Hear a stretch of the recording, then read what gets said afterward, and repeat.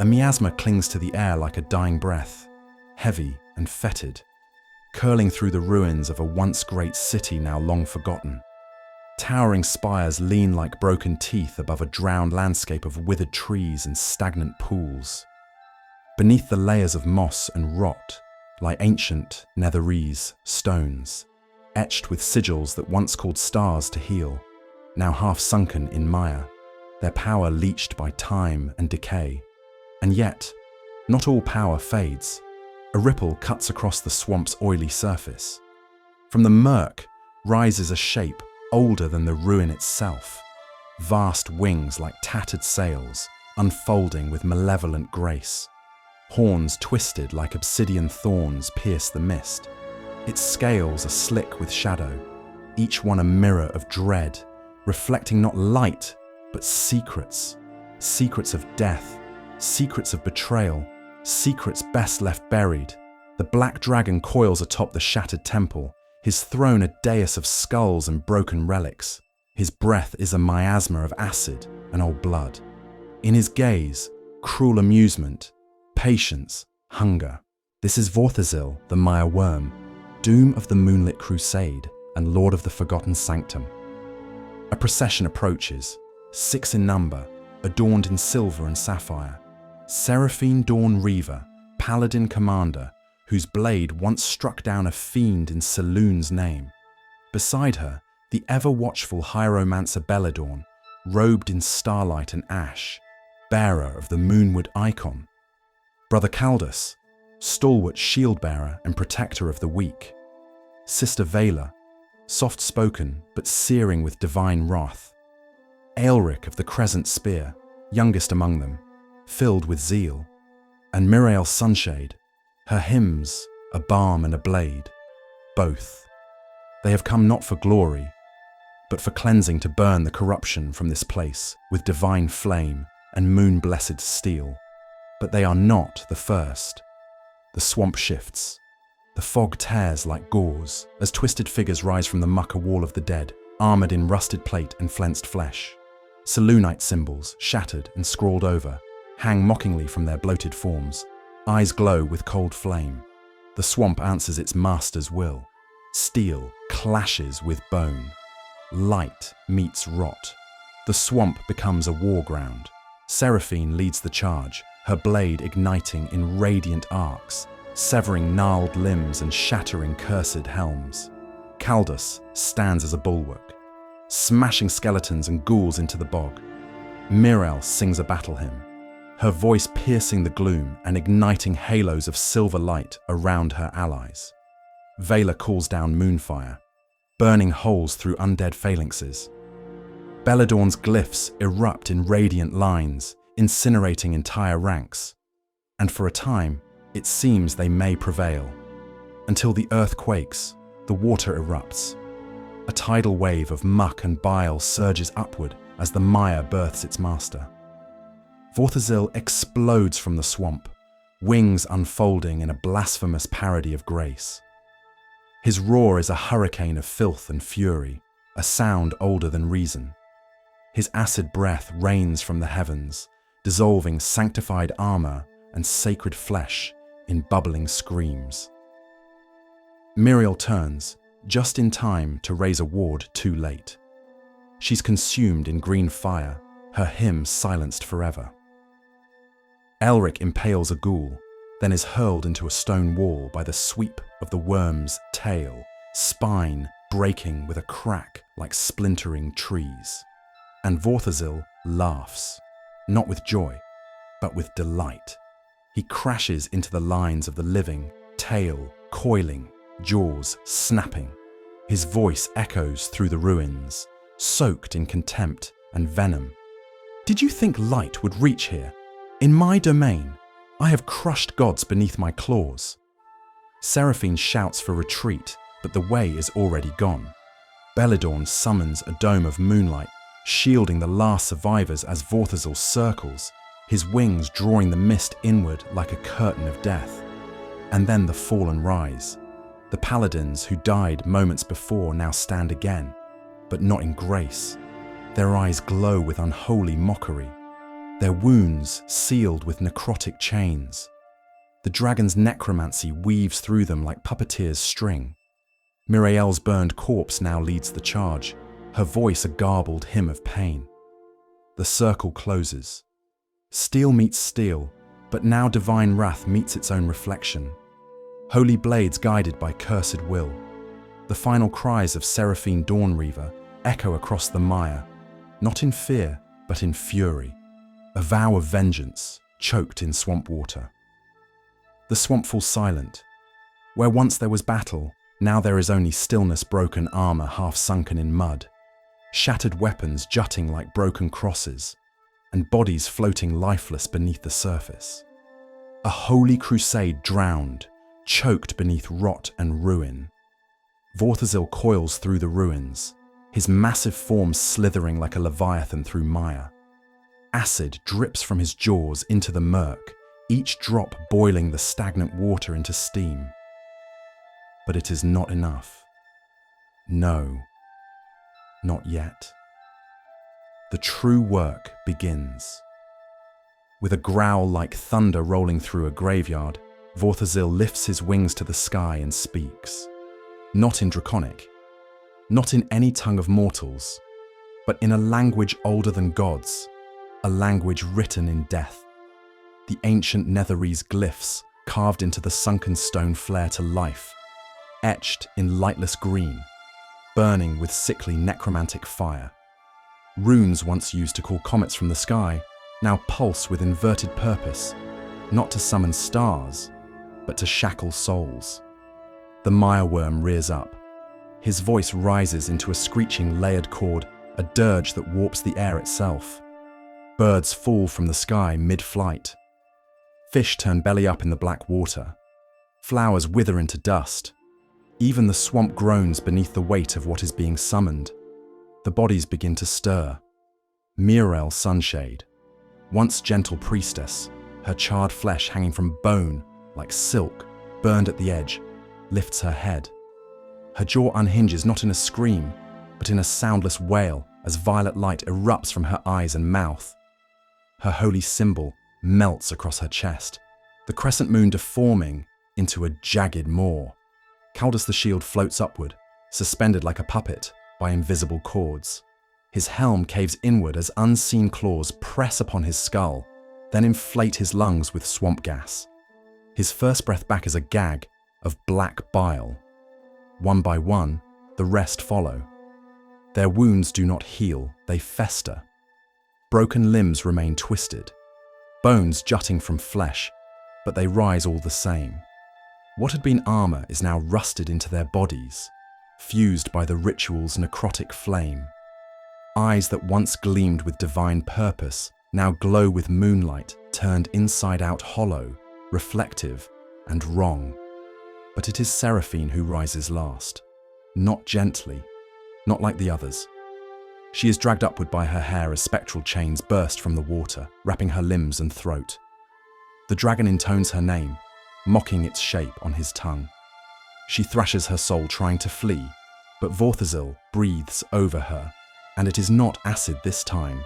It is vapor, a fog that creeps into her mouth, nose, eyes filling her from the inside until her body jerks like a marionette and stills. Her eyes snap open, and for a moment, a terrible moment, they reflect. Recognition, pain, and then nothing. She kneels, as does the rest of the fallen. The black dragon descends, wings folding like a cloak of smoke. He circles his new army, their bodies trembling with residual magic. Moon's children, he hisses. What a lovely lie you were. Now, sing for me. And they do. A hymn, warped, hollow, sung through shredded throats and bubbling lungs, a bastardization of Saloon's grace. It echoes through the swamp like a prayer from the dead. And Vorthazil, the mayorworm, opens his jaws in joy. A god of rot has crowned himself with saints. He does not guard, he defiles. And beneath the bloated moon, he whispers to the darkness, "Let the faithful come. I will make saints of them all, in death Before empires rose, before the stars were named, before even the first prayers echoed into the weave, there was Io, the prime worm, the eternal coil from which all dragonkind unspooled. But when the All-Father was sundered, his legacy fractured. From his spilled essence came light and shadow, nobility and savagery. Among his darkest spawn was Tiamat, the five-headed queen of greed and tyranny. From her black maw, born in spite and rot, slithered the first of the black dragon's ancient horrors, formed not of molten light, but of drowned shadows and acidic hate. No golden flame adorned their birth, only the stench of the swamp, the hiss of poison, and the silence of death. Legends claim the first black dragon hatched from an egg submerged beneath the poisoned waters of the abyss, where light had never touched. Others whisper that they were once majestic beings cast down, twisted by ancient curses, transformed into reflections of despair by Tiamat herself, their wings forever soaked in the mire of betrayal. Whatever truth exists beneath the myths, one thing is certain. Black dragons are the inheritors of death's domain, not by conquest, but by nature. They do not rule from gilded halls, nor defend celestial truths. They squat atop the drowned corpses of civilizations, gods' forgotten temples, and kingdoms lost to time not as caretakers of the past, but as its gravediggers. Unlike their metallic kin, who seek justice and harmony, black dragons revel in power unopposed. They do not build empires, they desecrate them. A black dragon is pure decay given breath. Of all the true dragons that brood beneath the heavens, none provoke such instinctive revulsion as the black worm. These are not creatures of fury, nor instruments of vengeance. They are blasphemies made flesh, the vilest among the chromatic breed. Their hatred burns not with rage, but with festering contempt. To the black dragon, the flourishing of the weak is an insult, the rise of kingdoms, a wound. Their purpose is not conquest, but ruin, to see empires buckle beneath their own rot, to feast upon despair, and to rule over ash. Their form betrays their nature, not grand, but grotesque. Their bodies are serpentine and sinewed, a coiling blend of shadow and sinew. Theirs is a silhouette designed not for majesty, but for malice. Deep-set eyes burn like twin pits of balefire, sunken in sockets that give the dragon the ghastly semblance of a skull. Wide nasal cavities yawn like the hollow mask of death, and its face, crowned with jagged horns and cruel spikes, echoes the terrible majesty of carrion kings. Its tongue lies flat, splitting at the tip like a serpent's, while thick threads of acidic slime trail constantly from its maw, each strand reeking of decay and alchemical rot. The horns of the black worm twist backward in cruel curves, segmented like bone, pale at their roots and darkening to blackish tips. With age, even the flesh around these horns deteriorates, not through neglect, but through nature. Acid vapors eat away at scale and sinew alike, peeling back layers of meat to reveal a visage that is equal parts skeleton and shadow. Its scales gleam not with light, but with the glisten of corruption, slick, black as oil, and always wet, as if freshly birthed from some festering bog. Its lower jaw juts forward with grotesque spikes, and even with its maw closed, its teeth protrude like the bars of a prison gate. When it takes to the skies, it casts a silhouette of horror. Its wings, thin and leathery, flutter with a raggedness like torn parchment. The membranes are marred by bulbous striping, and the forward edges end in frayed tips. Its alar thumbs stretch long and skeletal, a detail that marks it even from afar. And should one be close enough to witness its breath, few survive to tell of it. Not fire, but liquid death. Its breath weapon is a torrent of seething acid, melting steel, dissolving stone, and devouring flesh in slow, unspeakable agony. Though it breathes easily beneath the surface of stagnant waters, it is no swimmer. It prefers to wallow, to lurk, and to wait, still as the grave, until the moment to strike arrives. To hear a black dragon speak is to hear cruelty, refined to an art. Sarcasm drips from their words like venom from their fangs. They speak in mockery and relish in unmaking hope. Even when they tolerate the presence of cultists, necromancers, or warlocks, these are not alliances, but delays in their appetite. No one walks beside the black worm. They simply delay their devouring. Unlike their red or blue kin, the black dragon's cunning is of a darker shade. They do not revel in politics, nor take court in intrigue. They are hunters. They are tormentors. Their genius is sharpened by cruelty and aged in silence. They do not preach justice. They whisper dominion. Their law is fear, and their reign is terror. Their diet is as foul as their hearts. While they subsist primarily on fish, mollusks, and waterborne prey, they hunger for red meat and prefer it aged. Carcasses are often left to rot in stagnant pools near their lairs, pickled in the filth until suitably tainted. This not only pleases their stomachs, but sours the land itself, desecrating the very ground upon which they reign.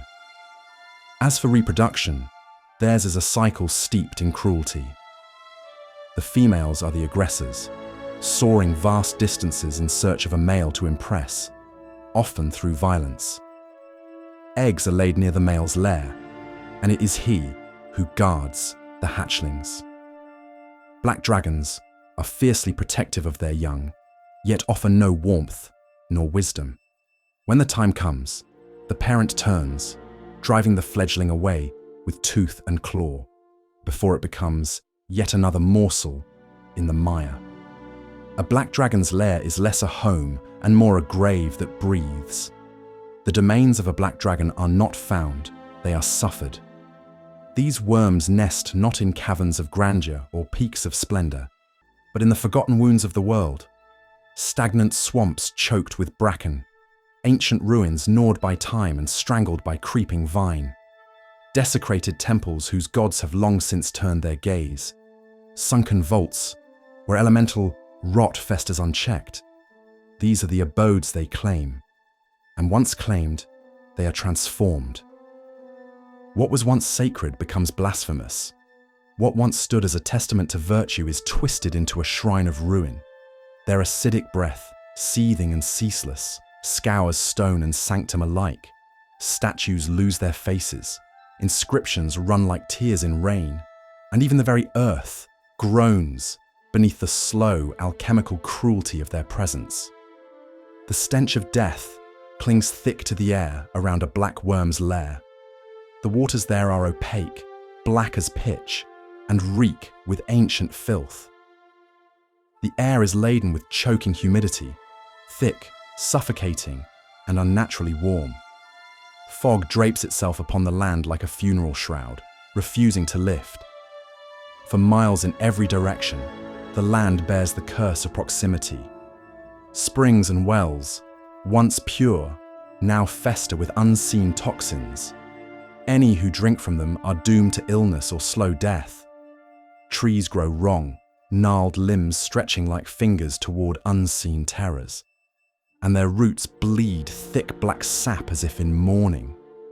Abominations wander these lands, frogs and serpents with too many eyes, twitching and hissing in unsettling patterns, and creatures long dead now walk again, not by spell or summoning, but because the land itself remembers their pain. These undead drift silently through bog and ruin, aimless and weeping, bound by nothing but the presence of the dragon who dwells there. Within the lair, horror becomes art. The interior is a mausoleum of mockery. Skulls adorn the walls in precise, cruel patterns, arranged by race, by size, by the agony etched in their final screams. Bones dangle on strands of sinew like grotesque wind chimes, swaying in air that does not stir, whispering secrets no mortal tongue should hear. Pits of acid boil at the lair's heart, fed by veins of corrupted water that run like lifeblood through the desecrated soil. Yet it is not greed that fills these lairs with relics, but spite. Black dragons hoard objects not only of value, but of meaning to others. Symbols of dead gods are tarnished and defaced, icons of hope and holiness overturned and left to decay. Broken blades of valiant knights, rusted banners of fallen houses, shields still bearing the sigils of extinct lineages, all are displayed not in honor, but in contempt. Among their most prized treasures are relics of empires long dead, shattered crowns, sundered scepters, and coins minted by nations now erased from history. Elder black dragons, driven by malice honed over centuries, are known to take humanoids alive not to spare them, but to interrogate them. With a voice like slithering iron and a gaze like boiling pitch, they demand to know the locations of treasure hoards, buried vaults, and hidden caches of coin. Gold, silver, platinum. It is not the metal they crave, but the knowledge that it once had meaning. And once that knowledge is drained, so too is the victim. A black dragon's life is a long descent into deeper cruelty. From the moment their slick bodies crack free of their eggs, black dragon wormlings emerge not with innocence, but with hunger. They are born with venom in their hearts and predation in their blood. Even at their smallest, they are perfect killers, feasting first on carrion, frogs, and vermin, and then turning fang and claw upon their own siblings. It is not nourishment they seek, but dominance. Their games are cruel from the first. Toy with the weak, assert power, and crush that which resists. They crawl through the filth of bogs and fens, gliding through black waters or slithering across muck with a reptilian grace. Despite their youth, they are equally at home in air and water, swift, silent, and remorseless.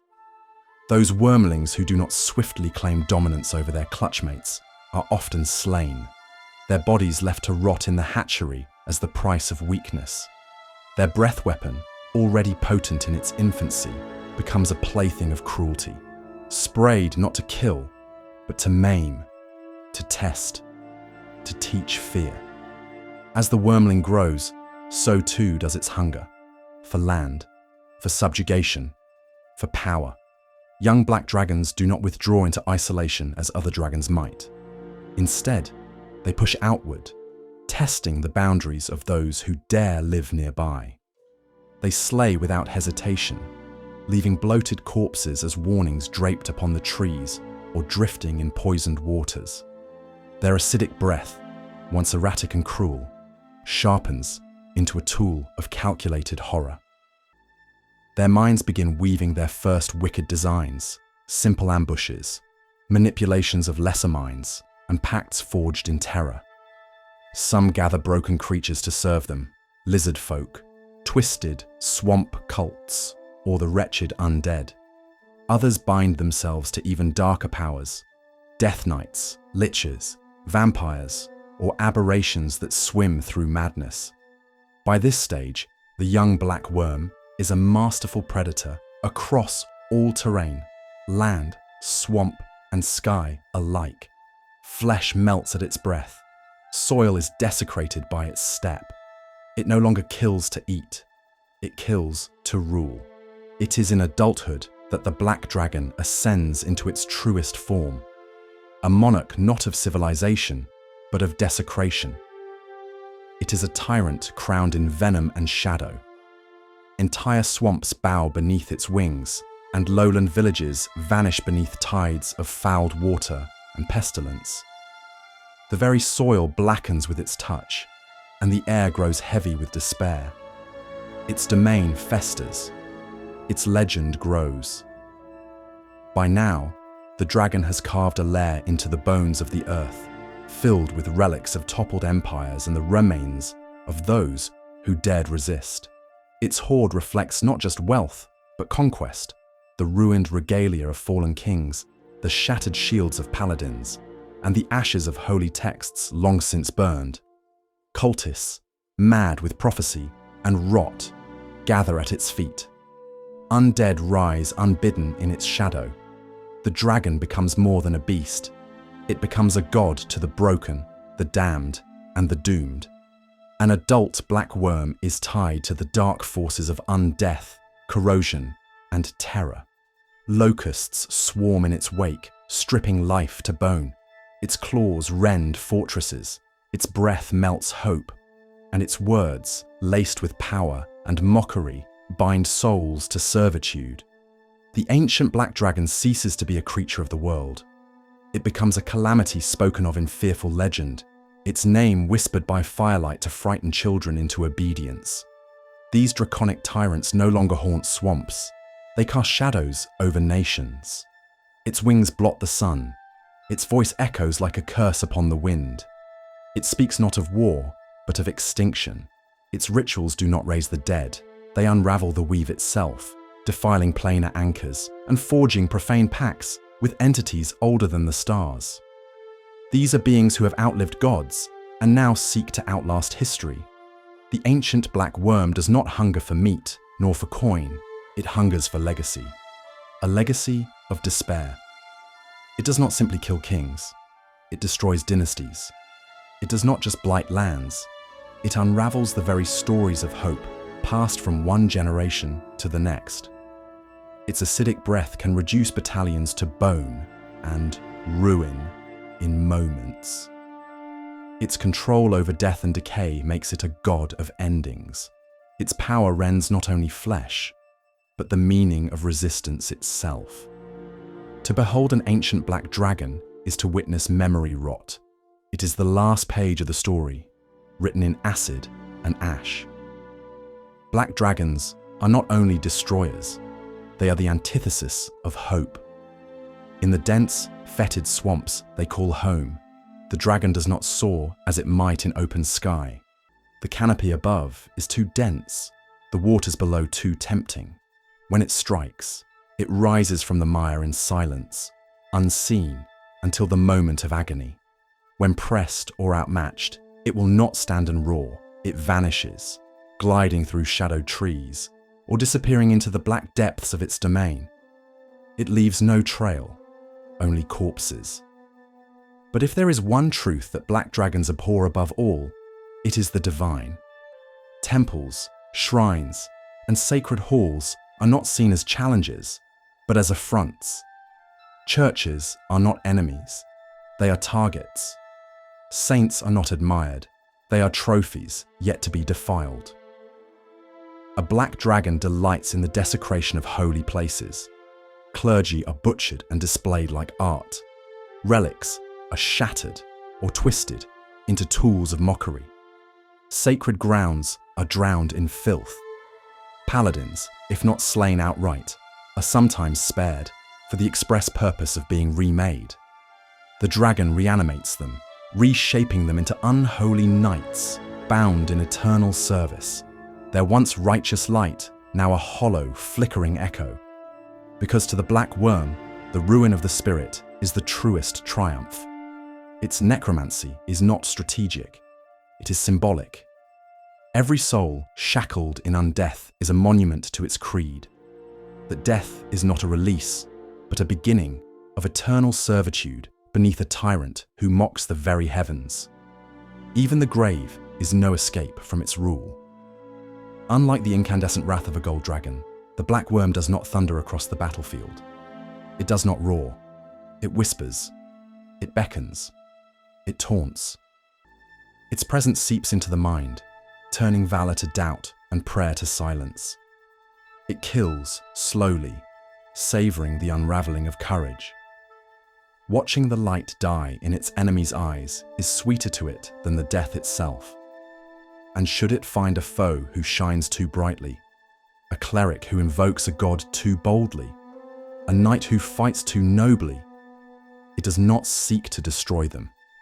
It seeks to convert them, to twist them, to raise them in mockery of what they were, not as a tactic, but as a statement, a proclamation that there is no victory to be had, that resistance is not only futile, it is forgotten.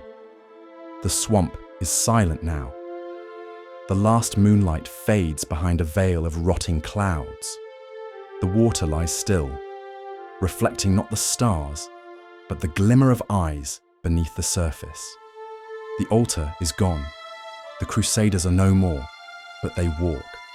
Through the bog, through the ruins, through the dreams of those who still believe the light can reach here. And Vorthazil the mire worm lies curled in the drowned nave of the forgotten sanctum, his chest rising and falling in slow, ancient rhythm. Around him, bones drift like leaves. He does not sleep. He waits for the next prayer to echo through the mist, for the next blade raised in holy cause, for the next fool who dares believe that death ends the dragon's hunger.